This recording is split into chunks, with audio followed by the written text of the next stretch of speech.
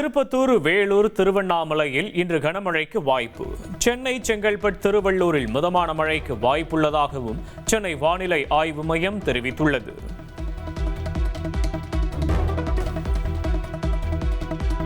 France மற்றும் Slovakia நாடுகளுக்கு 6 நாள் அரசுமுறை சுற்றுப்பயணமாக பிரதமர் மோடி இன்று புறப்பட்டு சென்றார். இரு நாட்டு உறவுகள், வர்த்தகம் மற்றும் G7 உச்சி மாநாட்டில் பங்கேற்பது குறித்து உலக தலைவர்களுடன் அவர் ஆலோசிக்க உள்ளார். அசாம் மாநிலம் ஜோர்காட்டில் இந்திய விமானப்படைக்கு சொந்தமான AN-32 ரக போக்குவரத்து விமானம் விழுந்து விபத்திற்குள்ளானது. விபத்தில் ஏற்பட்டுள்ள உயிர் சேதம் குறித்த விவரங்கள் இன்னும் வெளியாகாத நிலையில் விமானப்படை அதிகாரிகள் தீவிர விசாரணை நடத்தி வருகின்றனர்.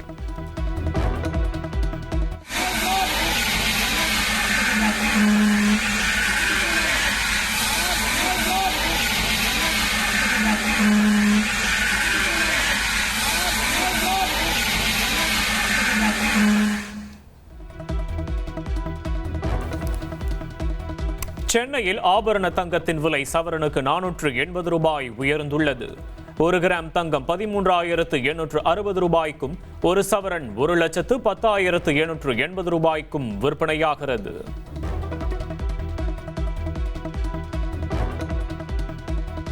சட்ட விதிமீறல்களை சுட்டிக்காட்டாமல் திட்டங்கள் குறித்து கேள்வி எழுப்பும் மேடையாக பொதுநல வழக்குகளை தரம் குறைக்க முடியாது.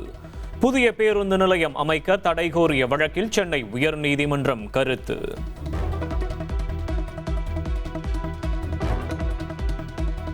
சட்டமன்ற தேர்தல் தோல்வி குறித்து அதிமுக நிர்வாகிகளுடன் EPS ராயப்பேட்டை தலைமை அலுவலகத்தில் ஆலோசனை நடத்தி வருகிறார். கட்சியின் அடுத்த கட்ட வளர்ச்சி பணிகள் குறித்தும் மாவட்ட வாரியாக கூட்டத்தில் ஆலோசிக்கப்படுகிறது.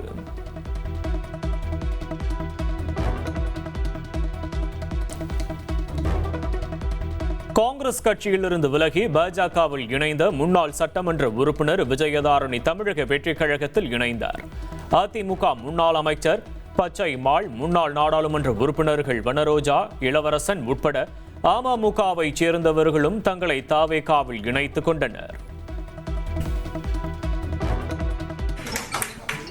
உங்கள் வரவு நல்வரவாக அமையட்டும் சகோதரி.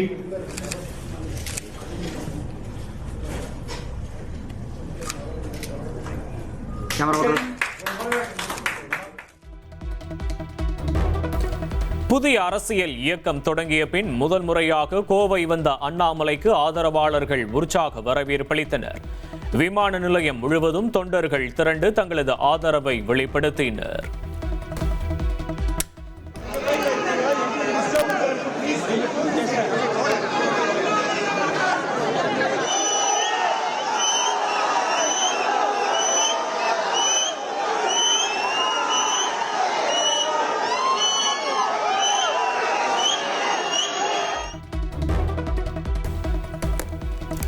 பெரிய பதவிகள் வரும் போகும், ஆனால் நாம் கற்றுக்கொண்டவை மட்டுமே நம்முடன் இருக்கும்.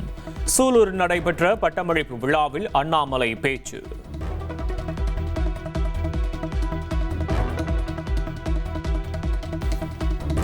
தமிழகத்தில் ஏற்படும் மின் தடைக்கு ஓவர்லோடே காரணம் என மின்வாரிய தலைவர் ராதாகிருஷ்ணன் தெரிவித்துள்ளார்.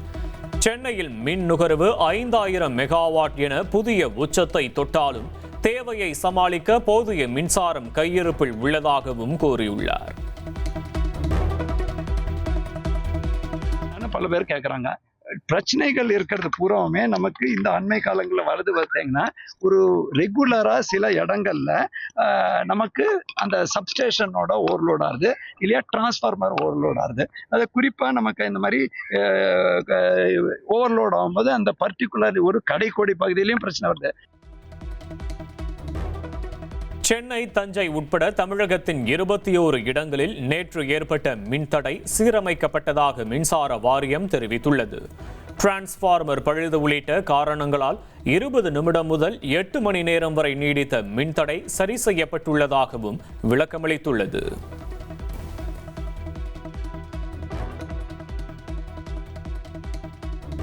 பச்சை நிற பால் பாக்கெட் விநியோகம் நிறுத்தப்படவில்லை என ஆவின் நிறுவனம் விளக்கமளித்துள்ளது. ஆவின் நிறுவனத்தின் எந்த ஒரு பால் வகையின் விநியோகமும் நிறுத்தப்படவில்லை என்றும் தெரிவித்துள்ளது. தமிழகத்தின் நிதி நிலைமை தொடர்பான விரிவான வெள்ளை அறிக்கை விரைவில் வெளியிடப்படும் என நிதியமைச்சர் மரிய வில்சன் தெரிவித்துள்ளார். வெள்ளை அறிக்கை மூலம் மாநில அரசின் தற்போதைய நிதி நிலவரம் மற்றும் பட்ஜெட் குறித்த முக்கிய விளக்கங்கள் தெரியவரும்.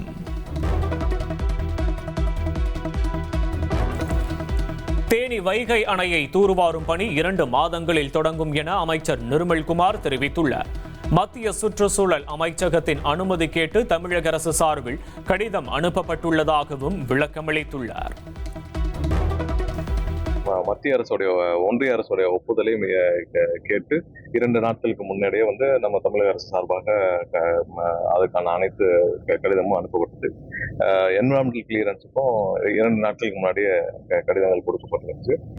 எவ்வளவு தூரம் இதை விரைவாக முடிச்சு இது உடனே இங்க இருக்கிற மணல் திட்டுகளை எல்லாம் அகற்றி தூர்வாரும் பணிகளை உடனே முடிக்கிறதுக்கு எவ்வளவு துரிதமாக முடிக்க வேண்டும் சொல்லி திட்டமிடும் பணிகள் நடந்துட்டு இருக்கு. அதனால விரைவில் ஒன்றிய அரசுடைய அப்ரூவல் கிடைச்சி முடிச்ச பிறகு நம்மளுடைய என்விரான்மெண்டல் கிளியரன்ஸ் 1 மாசத்துல முடிக்கிறதுக்கான பணிகளை தீவிரமாக முதல்வரும் உத்தரவிட்டிருக்காங்க. மேகதாது அணை விவகாரத்தில் மத்திய அரசுதான் உண்மையான வில்லன் என்று மதிமுக பொதுச் செயலாளர் வைகோ கடுமையாக குற்றம் சாட்டியுள்ளார். நாங்கள் அனுமதி தரமாட்டோம், ஆனால் பணிகளை தொடங்குகள் என 2014 முதல் மத்திய அரசு மறைமுகமாக துணை போவதாகவும் சாடியுள்ளார். வில்லனே மத்திய அரசு. யாருக்கு முழுக்க நமக்கு கேடு கர்நாடக அரசு அல்ல, மத்திய அரசு ஒரு சதித்திட்டம் வகுத்தாங்க. நாங்கள் மத்திய சர்க்காரில் வெளிப்படையாக அனுமதி கொடுக்க மாட்டோம் மேகதாட்டுக்கு.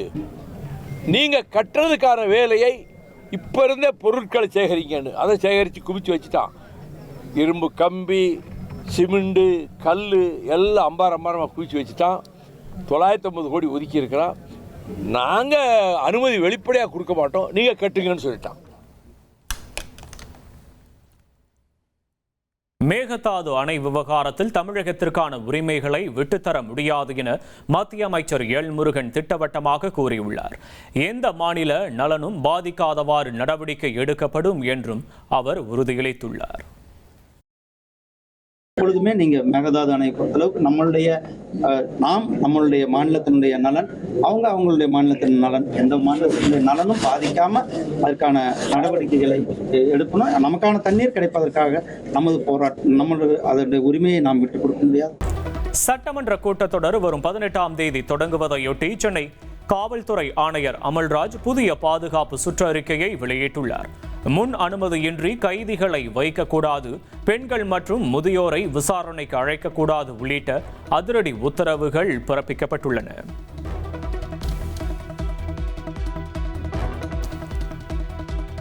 கேரளத்தில் பருவமழை தீவிரமடைந்துள்ளதால் கடந்த 5 நாட்களில் மட்டும் 10,000க்கும் மேற்பட்டோர் காய்ச்சலால் பாதிக்கப்பட்டுள்ளனர்.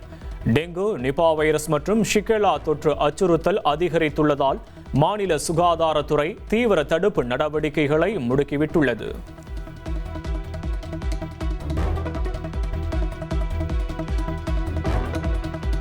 நீட் குளறுபடி மற்றும் வினாத்தாள் கசிவுக்கு எதிராக ராகுல் காந்தி தலைமையில் நாடு தழுவிய போராட்டத்தை காங்கிரஸ் தேசிய தலைமை அறிவித்துள்ளது.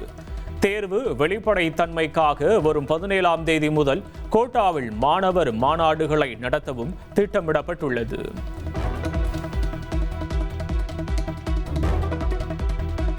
நெல்லை கவின் ஆணவ கொலை வழக்கில் கைது செய்யப்பட்ட சுர்ஜித்தின் தாயார் கிருஷ்ணகுமாரியின் ஜாமீன் மனு தள்ளுபடி செய்யப்பட்டுள்ளது. கிருஷ்ணகுமாரிக்கு ஜாமீன் வழங்க அரசு தரப்பில் கடும் எதிர்ப்பு தெரிவிக்கப்பட்டதால் நெல்லை வன்கொடுமை தடுப்பு நீதிமன்றம் இந்த உத்தரவை பிறப்பித்துள்ளது.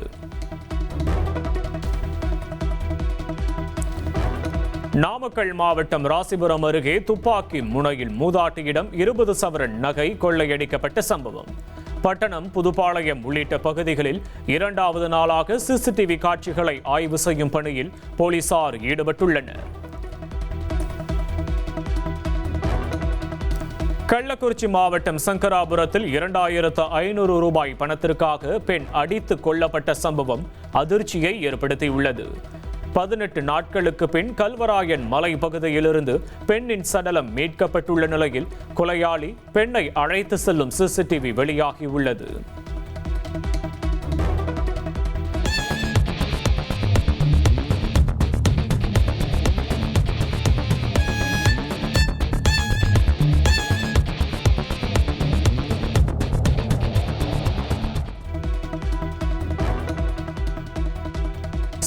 தலைவாசல் அருகே கள்ளக்காதலுக்கு இடையூறாக இருந்த 1.5 வயது குழந்தையை தாயே விஷம் வைத்து கொன்ற சம்பவத்தால் அதிர்ச்சி.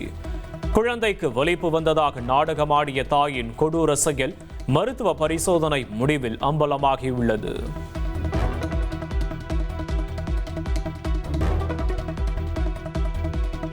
கள்ளக்குறிச்சியில் நகை அடகு கடையின் பூட்டை உடைத்து 50 சவரன் நகை மற்றும் 15 கிலோ வெள்ளி பொருட்கள் கொள்ளை. கடையில் இருந்த தடயங்களை சேகரித்து கைவரிசை காட்டிய கொள்ளையர்களை பிடிக்க போலீசார் தீவிரம். சென்னை பெருங்களத்தூர் அருகே மதுபோதையில் காரை ஓட்டி வாகனங்களின் மீது மோதிய நபரை பொதுமக்கள் மடக்கி பிடித்தனர். தாம்பரத்திலிருந்து காரை இயக்கி வந்த நிலையில் இறங்கக்கூட முடியாத அளவுக்கு அந்த நபர் தள்ளாடிய காட்சிகள் வெளியாகியுள்ளது. வார இறுதி நாளான இன்று குற்றால அருவிகளில் குளிப்பதற்காக நூற்றுக்கணக்கான சுற்றுலா பயணிகள் குடும்பத்துடன் குவிந்துள்ளனர். மெயின் அருவி, ஐந்தருவி மற்றும் பழைய குற்றாலத்தில் பயணிகள் உற்சாகமாக குளித்து வருகின்றனர்.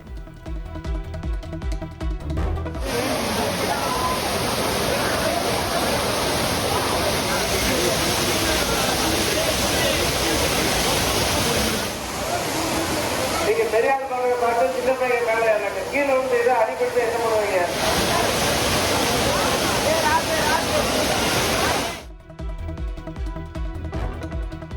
ஒகேனக்கலுக்கு வரும் நீர்வரத்து 1500 கன அடியிலிருந்து 700 கன அடியாக சரிந்ததால் காவிரி ஆறு வறண்டு காணப்படுகிறது. நீர்வரத்து சரிவால் கண்ணு கெட்டிய தூரம் வரை வெறும் பாறைகளாக ஒகேனக்கல் காட்சியளிக்கிறது.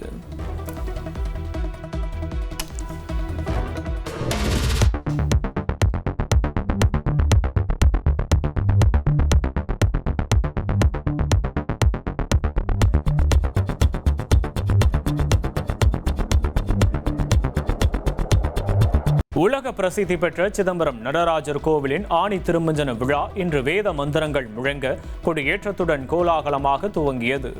முக்கிய நிகழ்வான தேரோட்டம் வரும் 21ஆம் தேதியும், மகா அபிஷேகம் மற்றும் ஆணி திருமஞ்சன தரிசனம் 22ஆம் தேதியும் நடைபெற உள்ளன.